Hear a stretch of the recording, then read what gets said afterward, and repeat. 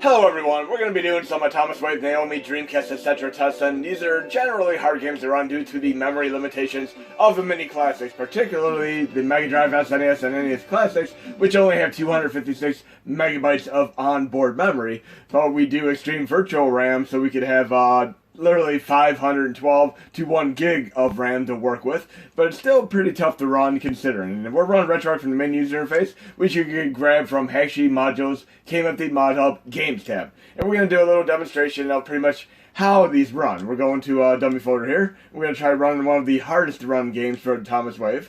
We'll go right here. We're talking about Fist of the North Star, and just watch what happens when I try running it. And we're going to run this with the we'll do it with the Flycast Xtreme right now. And it's going to be a tough case scenario here. And if you run this without Xtreme Virtual RAM, the 256 megabytes of RAM is not enough whatsoever. You'll crash. Pretty much anything that requires 80 megabytes and up, unload-wise capacity, particularly for arcade cores, and of course run stuff on the Dreamcast cores. And I'm talking the actual arcade ROMs, not the actual Dreamcast ISOs. I'm talking about literally just ROMs that are like 80 megabytes and up and such. And this would also include like the Street Fighter 2 custom OST. That includes the overall size of the MAME 2003 Xtreme core, which is roughly 20 megabytes if it's uncompressed, as well as the game and the samples. This all combines to be over 80 megabytes in size. Right here you look at a frame counter at the top left there. It seems good to go right now, but when I start playing the game, it's going to be a mess. Let's check it out for yourself here. It's going to freeze to a crawl. See? It's bad. It's running out of memory already. Look at that. And it gets worse. The game should crawl right here at the beginning of the match. That's bad. We don't want that. That is just bad. That's the memory maxing out. And when it runs fine, it runs fine. But we want it to run better. As I'm fighting, it's going to freeze. As I'm fighting, it'll do it again in a minute here. Watch. I'll be able to do a few moves here, then it's going to start freezing again. Just a matter of time before it freezes again on me. Right there. That's unacceptable. And it's down to 4 frames per second. Now 2. And I can't do anything. But what I'm going to do here, and if I can actually get out of RetroArch, I'm going to exit right now. And we're going to fix this right now for the update. This is bad. This will apply to certain things because it just requires way too much memory. And I wouldn't even really recommend going into RetroArch settings on some of these games because they really do use a lot of memory. Look, it is literally freezing up at 2 frames per second. 1 frame per second right now. We don't want that. So I'm actually going to exit, go back to the main user interface, shut the system down, and boot up the PC. And we're going to install something very, very cool here. So let me shut the system down.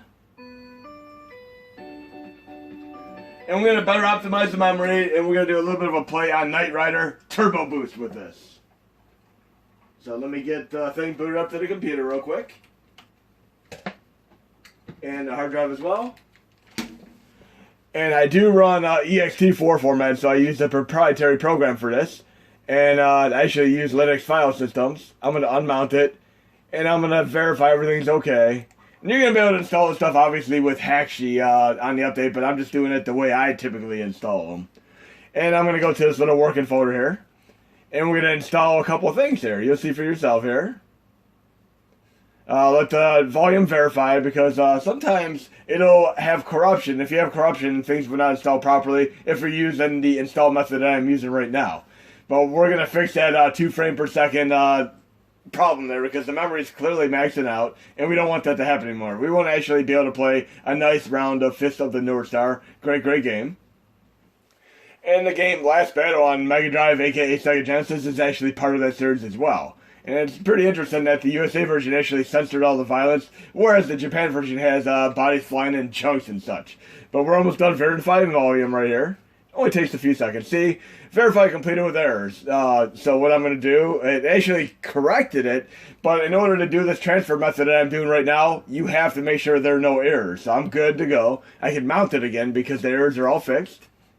And this is pretty common on the mini classics, just the way because of the flash drives, hard drives work. I mean, it's minor corruption, but it's enough to keep certain things from installing. But Hacksheet, on the other hand, has no issues installing these. It's just this method right here where I'm installing directly to the flash or hard drive. But in any case, we're going to install Xtreme Virtual RAM Turbo Modified, and Xtreme Amped Turbo Modified. And we're going to copy both of these. And I'm going to go to the drive right now. Okay. And we're going to go into Hashi and create a folder called Transfer. Okay. And these are all copied over, so Hashi transfer, these are in here. So when we boot up the system now, we're going to get a double splash screen to signify these installed. And I did a little bit of a change up with the memory optimization, so we should be able to actually play a match with a little to minimal slowdown, rather than that complete slowdown to a crawl stuff we don't need. And I recently watched the horror movie Crawl as well, pretty interesting movie. I'm going to probably watch the horror movie Relic next, but now we need to unmount this, and you absolutely have to unmount this. And this doesn't matter if you're doing FAT32 NTFS or EXT4, unmount it, otherwise you could have corruption. Now it's unmounted, I could boot up to the system. So we're going to unplug it and plug it into my OTG. Then I'm going to boot up the Genesis, and we should get a double splash screen. Once we get that, we know it's installing both of the items here. So let's let it install right now. Okay, we're getting the boot up sequence. Look for the double splash screen. Hashi should disappear, and then it should reoccur on the screen one more time to signify the double splash screen and the proper installation. This will not work if you have corruption on the drive. Okay, it worked. Now we're going to retest the exact same thing, Fist of the North Star, and we have, again, RetroArch Xtreme Amped Turbo Boost Mode Activate, as well as the Xtreme Virtual RAM Turbo Boost Mode Activate. It's a mouthful, but let's try this again. Same exact game. I mean, we'll actually just go to the history here, and we'll just load the exact same game right now. And we'll have a little bit of slowdown, but not nearly as much as we just did. Again, if you have anything over 80 megabytes as far as unload size capacity, it will crash back to the main user interface unless you have Xtreme Virtual RAM installed. And you can see the frame per second is going to vary there. But once we get in game, it should run way, way, way better than when I was just running it. You'll see what I mean in a moment here. Okay, that's not going to matter. It's the gameplay that matters as far as frame per second counter. And we should be able to exit RetroArch real easily now compared to before. You'll see in a moment here once the game starts. Okay, we're already getting better performance. I'm happy here. Right there it froze. Now it's actually run nicely. We'll pick Mamiya. And we should be able to get through a nice round here without crazy slowdown. I like how it shows the move list for the characters when you start up. Oh yeah! Remember, I froze down to 2 frames per second. Let's see what happens now. Retribution. One. Decide the destiny. Yeah. Now we're running 50 frames per second average. And look at that. We didn't freeze down to a crawl. It actually just did a slight pause for a moment there. So we already have success with Xtreme Virtual RAM Turbo Mode Activate, as well as RetroArch Xtreme Amp Turbo Mode Activate. Way, way better. It's all about memory optimization, folks. Just like when I used to work on computers way back, and they would slow down to a crawl and be absolutely unusable, take 10 or 15 minutes to even boot up. The problem was the fact that some older computers didn't really work well with Norton installed, so I would find them an alternate virus protection. Okay, but yes, we're actually running seamlessly right now with little or no slowdown, just little hiccups and pauses, which I can handle because of the crazy limitations of the memory. Again, the onboard memory is only 256 megabytes, but right now we're literally running 512 megabytes of Xtreme Virtual RAM Turbo Mode Fire Activate. See if we can do a fancy move here. Yeah. Now I'm currently watching Orville on Hulu. I just finished up watching Noah's Ark, and I went on to Picard. I didn't really enjoy that as much as I thought it would, but I moved on to Orville, and it's a fun show. And I'm looking for other shows to watch. I actually started going back and watching the original Malcolm in the Middle show, which is really, really cool. And now we're actually going to go into another game. Look, I can actually go into the RetroArch menu, and it's not freezing now. Look at that awesomeness. Because the memory is way, way better optimized. We're going to go into the dummy folder again. And let's see what else we can load. What do we want to load? We'll load Dolphin Blue, another incredibly difficult game to run, for a brief moment here. Dolphin Blue, where are you? We'll go to the normal games here. There we go, Dolphin Blue. Beautiful, beautiful game if you love stuff like Meadow Slug, Demon Front, etc. We're going to run it with the exact same core. Flycast Xtreme. And we should have better memory usage here as well. And this is going to help a lot of things. I mean, this will particularly help Nintendo 64 games and Dreamcast games. Games that typically have issues. And of course, 3DO games will run better too. And I'll do a list when I do the release of the things that are going to apply to the Turbo Boost mode activate. Like I said, it's going to apply to things that literally just cause the memory to clog up. And you need to undrain. I mean, clear the drain here, so to speak. Again, always expect there to be a little bit of a slowdown as far as like the load of the game, because they are very, very intensive as far as even loading the memory. But once you're in game and the memory catches up to itself, especially with the optimized Turbo Boost mode activate, Knight Rider style, we're good to go. And Knight Rider, by the way, is a great show that holds up very, very well after time. And yes, even in the other version, it's slow down to a crawl, but we're good to go now. I'm gonna turn the volume down just a little bit here. But yes, Knight Rider actually held up quite well over time. I mean, it's still fun as hell to watch nowadays. But let's see how this runs here. And we're getting roughly 25 to 30 frames per second, which is about the best you can do on a game like this. Still pretty awesome. And it'll kind of be sporadic as far as like the interludes of better performance, because Dolphin Blue is one of the toughest games to run here. Generally what I do is I literally run this without sound. Like, I'll just mute the TV, and then I'll play like Metallica, Pantera, Slayer, Megadeth, etc. But Dolphin Blue for the win here. And once we get past this little initial part, it runs even better. But again, it used to slow down to a crawl and be absolutely like a slideshow on the previous releases. But with Turbo Fire mode activate, we're running way better now. Right here, it'll start picking up. And there are areas which absolutely run nice and amazing here. And I love my underwater games. I mean, the recent one I got was Man-Eater for PS4, which is essentially like Jaws Unleashed done right. And you see, other than the bonk sound, which is tough to run because this is a tough to run game, it's actually performing pretty decently here. I mean, 30 frames per second I can manage with. And you can see it's actually running quite fast considering. But yes, the sound is a little bit of a goofy nature here. But this has always been this way with this game. Okay. And we'll get to the end of this little thing here, because you'll see the speed will actually pick up here. But yes, these enemies used to slow down to an absolute crawl in the past. And we gotta, of course, try like another game after this too, compare. Which I like Marvel vs. Capcom 2 again. Another game that typically slow down to a crawl. Again, this is the toughest case scenario. You're probably not going to do better than 25 to 35 frames per second on this particular game. But we got 50 frames per second on Fist of the North Star, which I'm very, very ecstatic about. And let's move on to another one. I'm going to get to the section here we do a little jump, kind of like in Strider, the snow stage. Something that kind of parallels that in essence. And yes, Metal Gear, not Metal Gear, Metal Slug 6 will actually run quite exponentially better as well. Okay. Now we're going to get to the little underwater section up here, which I'm a big fan of. The tunnel section. Right here. See the speed's going to pick up here. And a lot of the game, if you actually play the entirety of the game, it actually runs like this. And this is more than adequate for enjoyment. Compared to the 15 frames per second and sometimes 4 frames per second in earlier releases. Okay. But yes, this is pretty much pushing the system. It's about as far as it's going to go. I don't think we're going to get much better than this for Dreamcast. And we're going to jump to this little section here. Watch this awesome part right here. I love how it dives into the water. Awesome.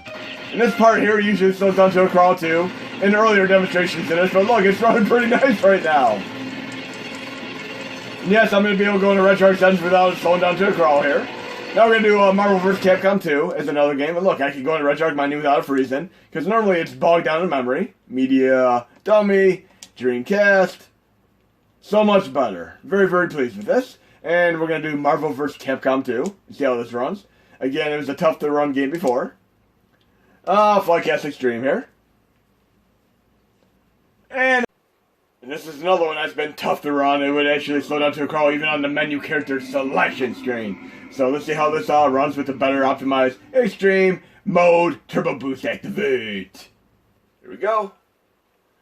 Like I said, Knight Rider really holds up well. I mean, and the thing is, when I first had the series, before it was out on DVD, etc., I actually had VHS rips of it, complete with the intact original music soundtrack, such as 38 Special, Pat Benatar. I mean, the show was always cool because it would have the most current hit songs, but when they finally released it on DVD due to licensing issues, they replaced them with generic songs. And I mean, a lot of these shows you don't realize they replace them with, because even when I was watching Supernatural, you'd have like Metallica one season, then Leonard Skinner in another season. Then there are seasons that didn't have the music at all because they were unable to acquire the rights for them. It is so odd.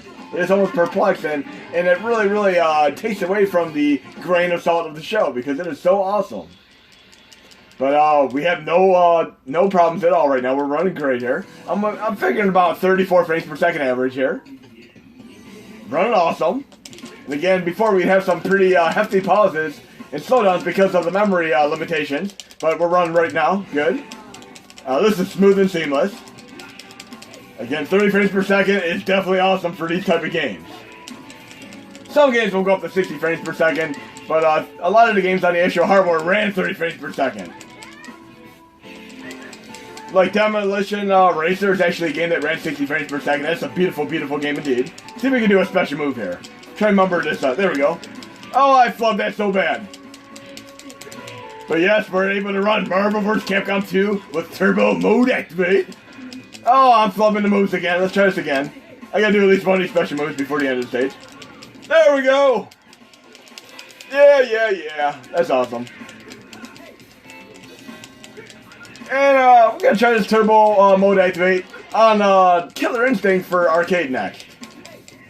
And yes, if you end up getting graphical glitches, which occur, it's because of the video plugin. It doesn't run as well on the Mega Drive, SNES, NES Classic as it does on other platforms. It is what it is. Oh, we gotta at least finish this match. Going down, Guile. Yeah! Oh, what a flub. But yes, it's running completely awesome. Let's see if we have anything else we want to load real quick. Load content, start directory, media, dummy. And we're gonna try a very tough to run game. And I mean, I shouldn't even attempt this, but we're gonna try it anyway. We're going to try Killer Instinct Arcade. And again, this is a tough one to run. Did not expect this to run well, but it's just a case point example right now. So let's load that real quick. And it's way right here. Look at the beautiful artwork for it. And then we're going to load the game. And we're going to load this with MAME 2003 Xtreme. Again, this is one of the toughest games to run on the Mini, but it's the last one I'm going to showcase today. Just to see how the turbo boost helps with it. It's going to take a second to load because, again, it is a larger file. Okay, I'm hoping this runs a little bit better, at least to be playable. Again, this is one of the toughest games to run. Any of the CHD hardware games, you know, hard drive image games for MAME are just incredibly difficult to run. I would not expect much from any of these. But we're going to try it anyway. And we're going to do it with Jago. One of my favorite characters. He kind of reminds me of like a Ryu Hayabusa from Ninja Gaiden style character. But yeah, it's a tough to run game, but it's already seeming to run a little bit better than before. Not completely slow motion. But I think when she does her cartwheel moves, it should be a little bit more enjoyable to watch. It seems like I'm running roughly 20 frames per second right now, which is not quite 30, but this is about as good as we're going to get this game to run, unfortunately, folks. But Turbo Boost Mode Activate will even help out on the unplayable games. This game was previously absolutely unplayable. There's really no way to even play it. Come on, try doing one of your crazy cartwheels on me. And I really enjoy the Xbox version of this with all these characters, like the reboot. That is awesome. I know she's going to do a cartwheel on me here. And the game really doesn't get incredibly difficult until you fight characters like Glacius later on. Glacius is just an incredibly difficult opponent to take on. There we go. Come on, do some special moves on me. I'm just spamming the same move, but it's very efficient. I need to practice my ultra combos in this game. But look, it's actually quite playable now, considering what it used to be. I mean, there's always the Game Boy version. There we go, look at that. That is so much more seamless in animation style. Very happy with that. I don't think I remember how to do the rooftop fatality. It's been a while since I've done this stuff.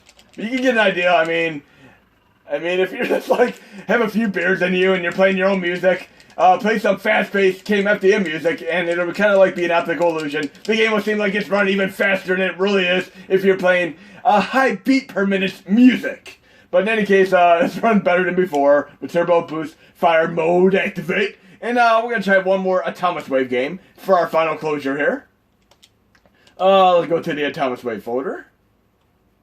What do we have as the final game? We'll do Demolish Fist is the final game here. Very, very cool side-scrolling brawler. And we'll run it again with Flycast Xtreme. And I'm really, really hoping one day we can figure out how to get Killer Instinct run better. I mean, it is a very, very tough game to run on the NES Classics, unfortunately, but on PC it runs absolutely fine. I wish I had the Ultra 64 emulator, which used to run on PC absolutely effortlessly for that. I mean, that's what I really, really want to be able to run on a maze, and to look at something like that.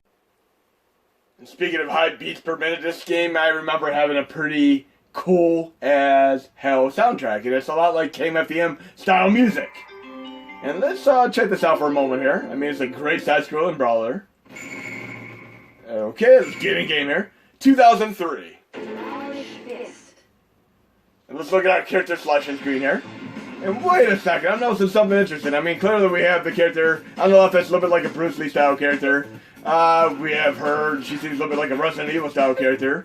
What is he? More like a Blade style character? And then look at this. What year did Devil May Cry come out for PlayStation 2? What year did it come out? Because look at this. We have a character that's clearly like a Devil May Cry character here, complete with a Trickstar, or should we say Trickster style move.